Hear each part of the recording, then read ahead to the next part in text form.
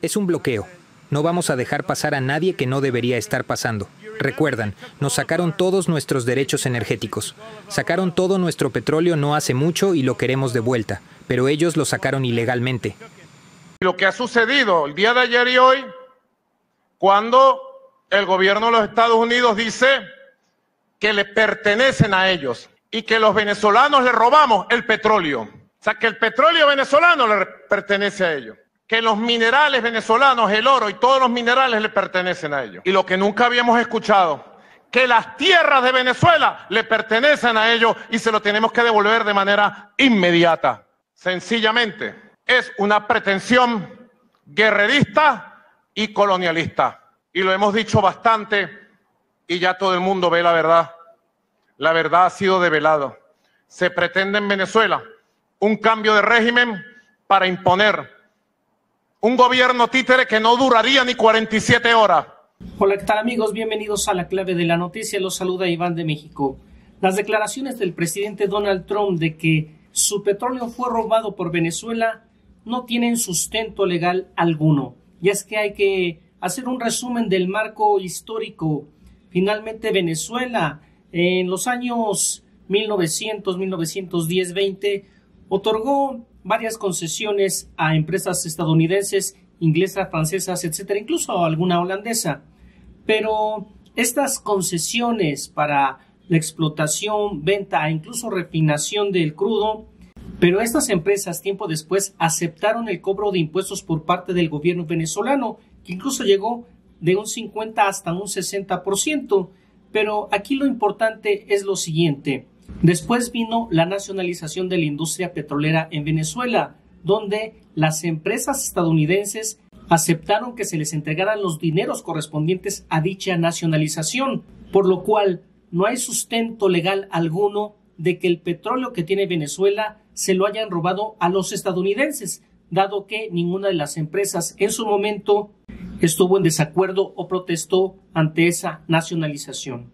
Vamos a dar más detalles en el siguiente video. Las concesiones de explotación de petróleo en Venezuela a compañías extranjeras se otorgaron principalmente durante el gobierno del dictador Juan Vicente Gómez. Él continuó y amplificó la política iniciada por Cipriano Castro, pero de manera masiva y favorable a los intereses extranjeros. Contexto histórico clave: Gómez adjudicó concesiones inicialmente a amigos, familiares o allegados, quienes las traspasaban rápidamente a empresas extranjeras como Royal Dutch Shell, a través de subsidiarias como Caribbean Petroleum, SATANDARD Oil, posteriormente Creole Petroleum, y otras británicas y estadounidenses. Esto permitió la entrada masiva de capital extranjero y el boom petrolero a partir de descubrimientos como el Pozo Sumaque 1914, y el Reventón de Barroso II, 1922. Convirtiendo a Venezuela en uno de los principales productores mundiales en la década de 1920. Períodos posteriores: gobiernos posteriores, como los de Eleazar López Contreras e Isaías Medina Angarita, continuaron otorgando concesiones bajo marcos legales más regulados, culminando en la Ley de Hidrocarburos de 1943, que unificó las concesiones existentes, aumentó la participación estatal, regalía de 66% y reparto 50/50 de ganancias vía impuestos. Y otorgó nuevas concesiones por 40 años a empresas extranjeras. Estas concesiones extranjeras dominaron la industria hasta la nacionalización en 1976, cuando todos los activos pasaron a Petróleos de Venezuela, PDVSA. En épocas recientes, como la apertura petrolera de los 1990 o las empresas mixtas bajo Hugo Chávez, ha habido participación extranjera nuevamente, pero bajo control estatal mayoritario. En resumen, el responsable principal y más emblemático del otorgamiento masivo de concesiones a extranjeras fue Juan Vicente Gómez, cuya política sentó las bases de la industria petrolera moderna en Venezuela.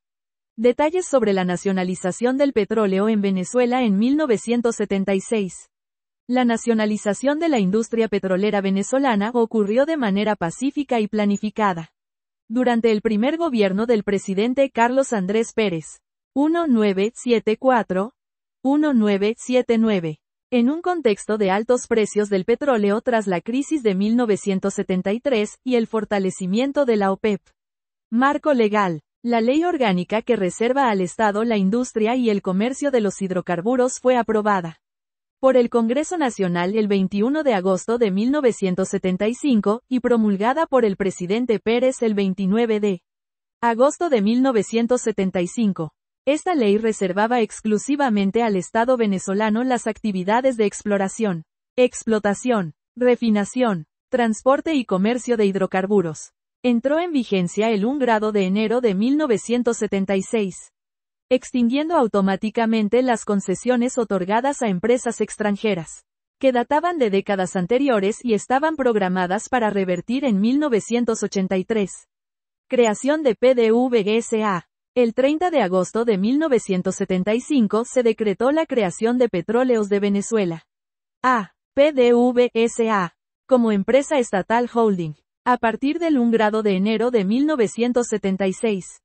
PDVSA asumió el control total de la industria, integrando las operaciones de las antiguas concesionarias extranjeras en filiales como LAGOVEN, XEXXONCREOLE, MARAVEN, ex-Shell, y Corpoven, otras. El acto simbólico el 1 de enero de 1976 se realizó un acto protocolar en el Pozo Sumaque y Campo Mene Grande, Estado Zulia, el primer pozo comercial de Venezuela, perforado en 1914. Allí, el presidente Carlos Andrés Pérez izó la bandera venezolana y proclamó la nacionalización, enfatizando que era una nacionalización sin aventura para garantizar soberanía y bienestar nacional. Indemnización a las empresas extranjeras. Se afectaron unas 21 compañías, principalmente subsidiarias estadounidenses, Exxon, Gulf, Mobil, y europeas, Shell. El Estado pagó una indemnización basada en el valor neto contable de los activos, estimado en alrededor de $1.300 millones. Las negociaciones fueron amistosas. Se firmaron acuerdos de asistencia técnica y comercialización por periodos renovables. No hubo expropiaciones a BRUPTAS ni conflictos mayores. A diferencia de otros países. Contexto y consecuencias iniciales. Formaba parte del plan La Gran Venezuela de Pérez, que buscaba usar la renta petrolera para diversificar la economía y reducir desigualdades. Venezuela era uno de los mayores productores mundiales, y la nacionalización consolidó el control estatal sobre la principal fuente de ingresos. Inicialmente exitosa, PDVSA creció rápidamente, convirtiéndose en una de las empresas petroleras más eficientes del mundo en las décadas siguientes. Críticas posteriores, especialmente desde perspectivas chavistas, la llamaron nacionalización por mantener estructuras gerenciales similares a las transnacionales y no integrar suficientemente a la sociedad. Rol de la OPEP en la nacionalización del petróleo en Venezuela. 1976. La Organización de Países Exportadores de Petróleo, OPEP, fundada en 1960 con fuerte liderazgo venezolano. Juan Pablo Pérez y Rómulo Betancourt. Jugó un papel indirecto pero decisivo en el proceso de nacionalización de la industria petrolera venezolana en 1976. No impulsó directamente la nacionalización.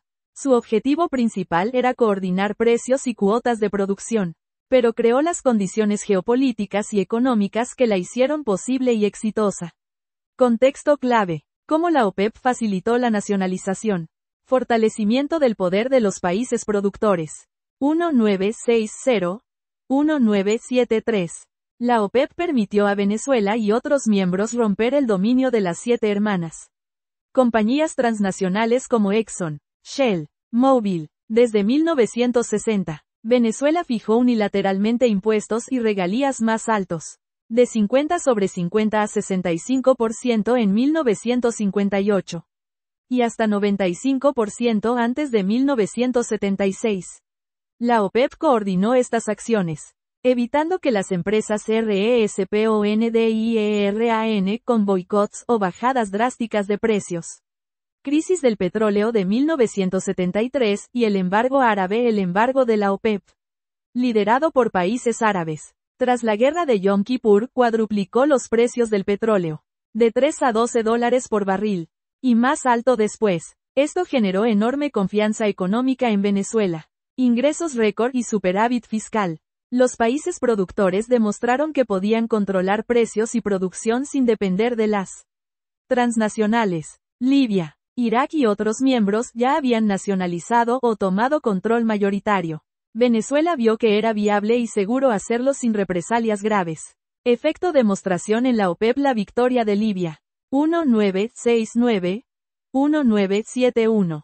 Al forzar concesiones unilaterales, y el embargo de 1973, inspiraron directamente a Venezuela. Desde 1974, Venezuela fijó precios y cuotas unilateralmente, y aceleró la reversión de concesiones programadas para 1983. La OPEP proporcionó el marco de coordinación que evitó una guerra de precios que hubiera perjudicado la nacionalización. Posición oficial de la OPEP sobre la nacionalización. La OPEP no tenía como objetivo explícito la nacionalización de industrias en sus países miembros. Rómulo Betancourt lo dejó claro en 1960, no está en nuestros planes inmediatos o lejanos la nacionalización por decreto de las compañías petroleras. El foco era defender precios y soberanía sobre recursos, no expropiar operaciones. Rol de Venezuela en la OPEP. Durante el proceso Venezuela fue uno de los fundadores y líderes. Durante el gobierno de Carlos Andrés Pérez. 1974-1979.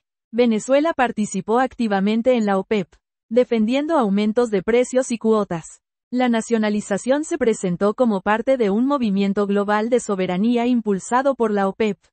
Resumen en tabla. Aspecto. Rol de la OPEP. Impacto en la nacionalización venezolana. 1976.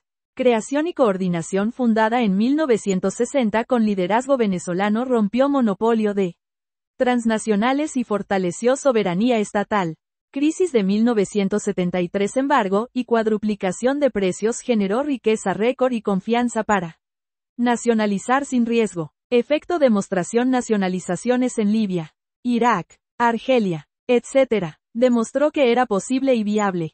Objetivo oficial. No promovía nacionalizaciones directas. Indirecto.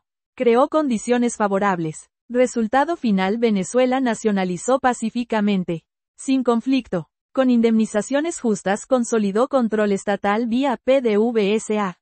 En conclusión, la OPEP no ordenó ni exigió la nacionalización, pero sin su existencia y sin la crisis de 1973 que impulsó la nacionalización de 1976, habría sido mucho más riesgosa y posiblemente inviable. Fue un catalizador esencial para que Venezuela pudiera tomar el control pleno de su industria petrolera de manera soberana y pacífica. Te saluda tu amiga Sofía. Si te gustó el video, déjanos tu like y suscríbete a Iván de México, @ La Clave de la Noticia. Hasta pronto.